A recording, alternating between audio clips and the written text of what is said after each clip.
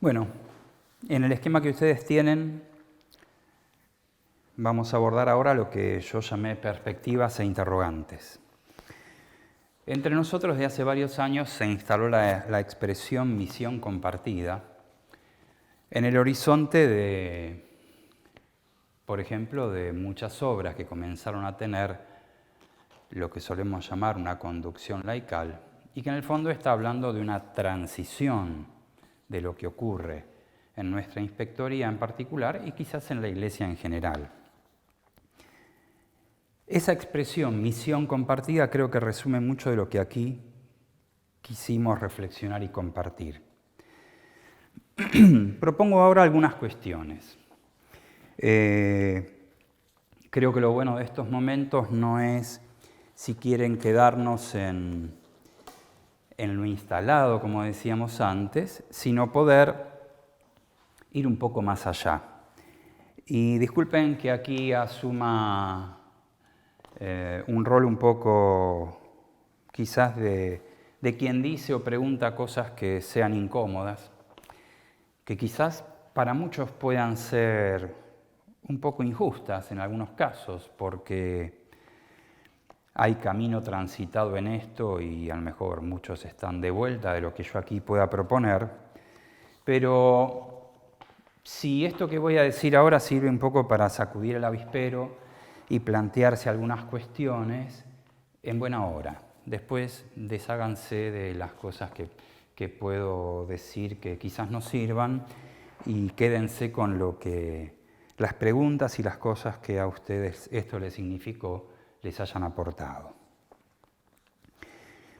A eso voy, a provocar debates. Lo primero es esto: ¿dónde estamos como iglesia y como inspectoría?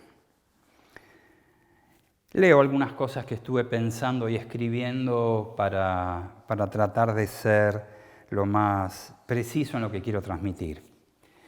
Y en muchos casos lo que van a encontrar acá son preguntas. ¿Cómo pensar la misión compartida en tiempos de transiciones epocales, culturales y eclesiales? ¿Por qué digo esto? Porque vamos hacia una iglesia cada vez más laical, donde será urgente desprenderse de los modelos clericales heredados. Diremos algo después del clericalismo, que no es una crítica a los curas, es una crítica a un modo de ser iglesia. Los modos verticalistas y centralistas de toma de decisiones lo único que harán será debilitar la vitalidad y el dinamismo pastoral y hacernos perder tiempo. Y tengo la sensación que si algo no tenemos es tiempo. Creo que vamos hacia presencias marcadamente laicales que encarnarán el carisma desde su propia realidad y con su propio estilo. ¿Cómo se transita este cambio en cada casa, en cada comunidad? No tengo una respuesta. Pero podemos formularnos muchas preguntas en relación a estas cuestiones. Siempre yo suelo plantear dos cuando una determinada comunidad o institución trata de plantear dónde está parada, hacia dónde va, o cómo funciona como comunidad, ¿no? Y dos de esas cuestiones, entre muchísimas otras, es el tema de la toma de decisiones y el tema de los conflictos. ¿Cómo se resuelven los conflictos en nuestras comunidades? ¿Cuáles son los mecanismos de toma de decisiones? Así podríamos seguir con gente que a lo mejor se dedica mucho más al estudio y al funcionamiento de las instituciones y que podría aportar a lo mejor preguntas mucho más precisas que las que yo estoy tratando de decir aquí. Lo mío son provocaciones que nacen un poco de esa reflexión eclesiológica anterior. Entonces, si la primera gran pregunta era tratar de responder a dónde estamos como iglesia y como inspectoría, y si creemos que estamos en una etapa de transición donde las cosas están cambiando y van a cambiar con nosotros, sin nosotros o contra nosotros, la pregunta que hago ahora es: ¿de qué desprendernos? Y digo, hay que pasar del lamento de lo que se perdió a la construcción virtuosa de una nueva identidad carismática. Por ejemplo, tanto uno lo escucha, no solo en nuestra institución, sino en todas partes en la iglesia, no se trata de lamentar la falta de vocaciones, cuando por vocación se entiende siempre la vocación del consagrado, entre comillas. Digo entre comillas porque el Vaticano II dice que todos somos consagrados por el bautismo. No se trata de lamentar la falta de vocaciones, se trata de reconocer la multiplicidad y diversidad de vocaciones presentes en nuestras casas. Que las hay y muchas, hay que saber mirar, hay que salir y ver. No se trata entonces de administrar herencias, sino de transitar como compañeros de camino las incertidumbres vividas en las apuestas de la fe y el carisma. La fe y el carisma siempre transitarán por el lado de la apuesta. Algo más, nadie se enoje, por favor. A ver si puedo ser claro en lo que quiero plantear. Quizás no estoy autorizado para hablar, no me considero una persona autorizada para hablar sobre qué cosas don Bosco soñó o no soñó. Sobre esto hay mucho escrito. Probablemente no soñó, con un conglomerado de colegios mayoritariamente de clase media. Tampoco digo que estos colegios aparecieron como una desviación o como una traición del carisma. Podríamos hacer la historia de cada uno y entender cómo hoy el colegio de clase media fue en su origen un colegio en los arrabales de nuestras ciudades. Quiero decir, es lo que tenemos, pero a la hora de pensar el carisma es bueno repensarlo todo. Uno dice, uy, Campana está diciendo que tenemos que cerrar colegios. No. Yo lo que digo es cómo orientar las presencias en dirección al carisma. Porque el carisma siguen siendo los jóvenes pobres, siguen siendo los jóvenes de los sectores populares. Entonces, ¿cómo nuestras presencias y nuestras casas se orientan ahí? Y lo digo así crudamente con esta metáfora. No se trata, creo yo, de cumplir con una especie de cuota de jóvenes pobres. Los jóvenes pobres, los jóvenes de los sectores populares no son un diezmo. Tenemos nuestra cuota de jóvenes pobres. Sino que se trata de cómo ponemos nuestra casa al servicio de los jóvenes de los sectores populares. De hacer de nuestras casas sus casas. Y evaluar si los obstáculos de este camino tienen que ver con lo propio, con lo heredado, con nuestras inercias institucionales, y ser capaces entonces de cambiar lo que haya que cambiar. También nosotros quizás debamos sacudir el polvo imperial de Constantino y todas las metáforas que a partir de ahí podamos construir.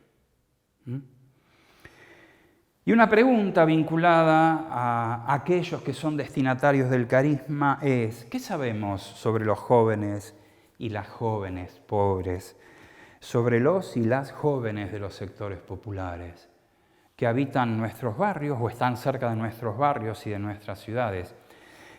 Porque puede ser que nos acerquemos a ellos desde nuestros preconceptos, de toda esta cosa de la reflexión de lo cultural que aportaron nuestros hermanos de Ecuador y que debieran iluminarnos, cambiando lo que haya que cambiar de lo que ellos planteaban, para entender también la cultura de nuestras pibas y de nuestros pibes. ¿Qué sabemos de su cultura, de sus intereses, de su lenguaje, de sus códigos, de sus alegrías y de sus tristezas? Debe ser una pregunta permanente en ese sentido de orientar nuestras casas y nuestras obras hacia ellos cuando haya casas y obras que no estén orientadas hacia ellos. Como en todo camino, hay riesgos, hay peligros, hay acechanzas. Algunos de ellos, diríamos, el clericalismo que yo mencioné antes. Y cuando digo el clericalismo yo decía que no hablaba de un problema de los curas, sino que hablo de algo instalado como modo. Puede haber clericalismo en los consagrados. Muchísimas veces hay clericalismo en los laicos. Y si las conducciones laicales serán una réplica de los modelos clericales heredados, no estamos avanzando hacia ningún lugar. Otro riesgo, peligro, acechanza, creo yo, es una opinión, la lentitud en la toma de decisiones. A veces media muchísimo tiempo entre el momento de los diagnósticos y la definición de las líneas de acción. Con el lógico desacople que esto genera en la práctica. Si el momento del diagnóstico ocurre aquí y la definición de las líneas de acción ocurrió mucho después, puede ser que cuando esas líneas de acción se definan, el diagnóstico ya no sea el mismo. Creo que debiera haber formas más ágiles y compartidas y permanentes de diagnóstico y decisiones. Otro riesgo es entender la gestión laical como un funcionariado, en el que pueda existir el riesgo de eso que el Papa Francisco llama el carrerismo. Pensamos que se hace carrera y él cuando lo dice dice criticando al clero. Pero el carrerismo existe en todas partes, ¿no? Podemos, diríamos, quizás equivocarnos a la hora de pensar que alcanza con cumplir con ciertas características de profesionalización en lo que hacemos y crear una especie de casta dentro de nuestras obras o de nuestra inspectoría. No desprecio la capacitación profesional y creo que, por ejemplo, el oficio de director es un oficio que me merece el mayor de los respetos. Pero si no modificamos lo anterior, podemos simplemente cambiar un clericalismo por otro y un funcionariado por otro. En esta misma línea me planteo, entonces ven que todo esto habría mucho, no importa si lo que digo pueda o no ser acertado, sí me importa en este momento, en este contexto, en esta reunión, que lo que digo pueda provocar debate, para que después digan, no, todo lo que dijo Campano no sirve, pero nos pusimos a pensar en 3 o 4 cosas que por ahí sí nos sirven. Eso es lo que sirva, no lo que vengamos a decir los expositores, sino lo que ustedes puedan generar. Sí me permito pensar algunas pistas hacia el futuro, también en la línea de la pregunta y la provocación. Con todas las tensiones propias de una institución grande y compleja, muy compleja, creo que es necesario definir ejes y criterios que sean compartidos por el conjunto de las obras. ¿Vieron? Cuando se habla de los estados, siempre acá en Argentina se dice, lo que no hay en Argentina son políticas de Estado, o sea, cosas que se sostengan en el tiempo. No voy a entrar en una discusión sobre eso, si hay o no hay y si son necesarias las políticas de Estado. Pero de eso estoy hablando, que no cambie todo con el viento del que está en ese momento, sino que hay cosas que las podamos sostener en el tiempo. Yo creo que, por ejemplo, hay que hacer apuestas en el mediano plazo en el plano de la formación, claramente. De hecho, claramente creo que Patios tiene que ver con eso. Y cuando hablo de la formación, digo de los consagrados, la formación de los equipos de animación que tienen sus propios desafíos, la formación de los animadores, los agentes de la pastoral y de la educación de nuestras obras. Debe haber un plan sistemático de formación que haga que podamos hablar el mismo lenguaje y que estemos caminando en la misma dirección. Durante muchos años fui el secretario académico de LICET y conocí y conozco muy de adentro los avatares de la formación teológica de los consagrados salesianos. Y a veces debo decir que tengo el profundo temor de que estemos aquí tratando de pensar la Iglesia y la comunidad en una dirección y que en otros espacios de formación teológica de los consagrados estemos pensando las cosas en otras claves. Lo único que estamos comprando es un problema en el mediano y en el largo plazo. Por eso creo que la formación no puede ser pensada parcialmente, cómo se forman los consagrados, cómo se forman los equipos de animación, cómo se forman nuestros agentes pastorales. Debe haber algún grado de coherencia en el conjunto. Otro elemento, otra pista, asumir de una vez por todas el fin de un modelo centrado en la figura del sacerdote consagrado y aceptar que se transita la ocasión para gestar virtuosamente un nuevo modelo. Entonces, yo decía antes, salir del lamento y decir, no, pará, es una ocasión, es una oportunidad. ¿Ven? Entender que la animación laical de las obras no es de orden supletorio. Entender que la animación laical de las obras no es un mal menor, sino que constituye un fuerte llamado, le pido una palabra a Silvio Rodríguez, a dejar de arar el porvenir con viejos bueyes. No nos pongamos a arar el porvenir con viejos bueyes. Es el momento de cambiar, es el momento de cambiar. Vuelvo a la frase inicial de Francisco, una opción misionera capaz de transformarlo todo. Entonces, pasemos de la emoción que una frase así nos puede provocar a las consecuencias que esto tenga. Quizás pienso que los salesianos consagrados debieran marcar el camino, siendo testigos y profetas con sus propias vidas de la radicalidad del carisma. Quizás lo que le toque a ellos hoy sea vivir con sus vidas y con sus acciones la radicalidad del carisma.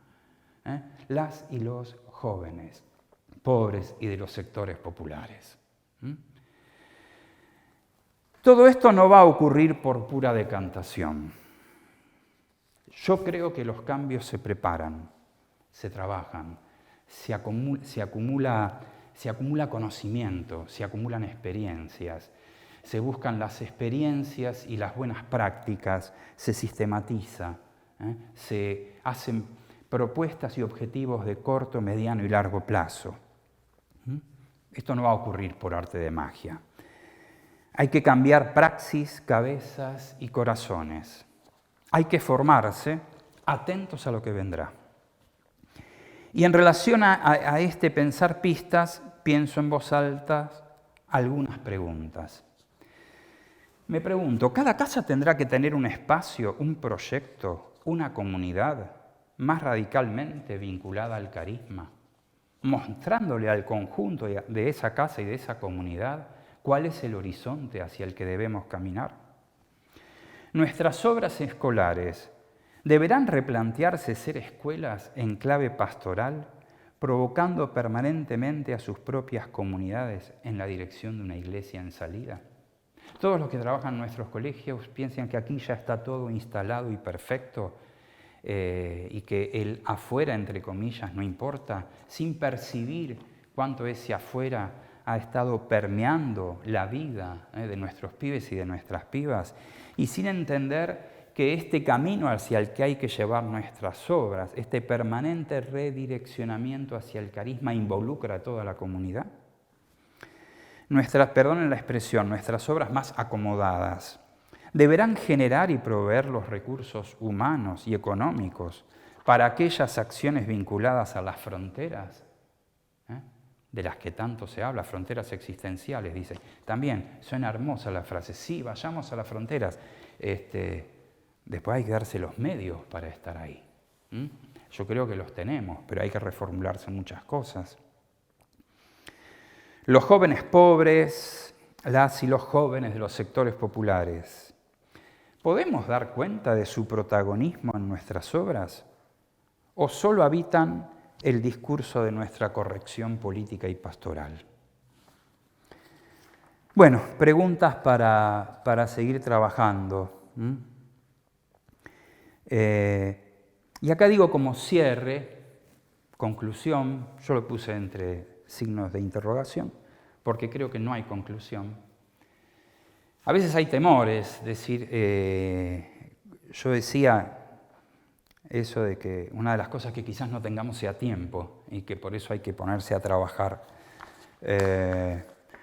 Una vez, un gran teólogo argentino que hace varios años está radicado en Chile, Carlos Schickendans, cordobés, había una reunión de todas las universidades católicas del país y a él le pidieron como una especie de conferencia inaugural.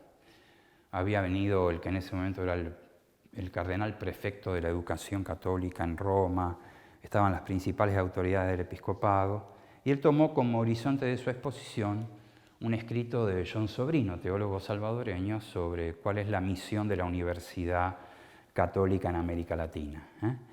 Corriéndose un poco del libreto, dijo una frase que de hecho hizo que algunas de esas autoridades que estaban, incluido el cardenal de Roma, se levante y se vaya.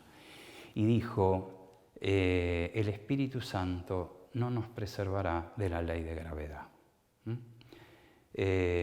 Una ironía que este gran intelectual se permitió para decir, muchachos, vivimos en el tiempo que vivimos y no hay una gracia de Estado que nos preserve del paso del tiempo y de los interrogantes de nuestro tiempo. Por eso digo que no hay una conclusión, hay un ponerse en camino.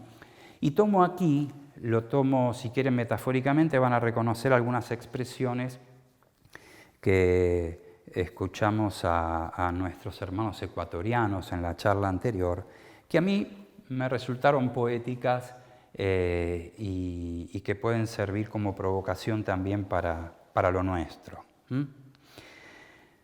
Ser iglesia, o sea, ser sínodo y misión, no es algo dado, es algo por construir. Si la iglesia es lo que hacemos, a cada una de nuestras comunidades, a cada uno de nosotros, le cabe algo en esa construcción. Ser fiel al carisma, creo, no es la eterna repetición de lo mismo. Es saber leer el tiempo que nos toca vivir desde una sensibilidad propia y singular. Y aquí digo algunos elementos de lo que puede ser esa sensibilidad, y aquí me valgo de las palabras que recién refería. Hay que corazonar a aquellos que están allí. Corazonarlos como gestores de su propia diversidad. Esta expresión que utilizaba José Juncosa. Cómo reconocer, ¿no? Por ejemplo, en un pueblo aborigen, que son gestores de su propia diversidad. Los pibes y las pibas son gestores de su propia diversidad. Y lo hacen día a día, semana a semana, descolocándonos a veces permanentemente. Porque lo que quieren es ser reconocidos y escuchados desde su propia exterioridad, no desde nuestros preconceptos o desde nuestra intención de ponerlo en los casilleros que a nosotros nos resulten cómodos. ¿Qué más? Desde nuestra capacidad de alterar, esto de alterar que tanto me gustó, nuestras propias seguridades, esas que a veces nos impiden saltar los muros heredados. Por eso termino con esto, así que entre la solidaridad y la conversación, muy lindo eso de solidaridad y conversación, quizás es lo que estemos haciendo aquí, entre la solidaridad y la conversación no nos queda otra que sobrevivir deliberando, para no sobrevivir simplemente. Y para hacer de la deliberación la ocasión y el inicio de un hecho liberador para todas nuestras comunidades y para todos nuestros jóvenes. Muchas gracias.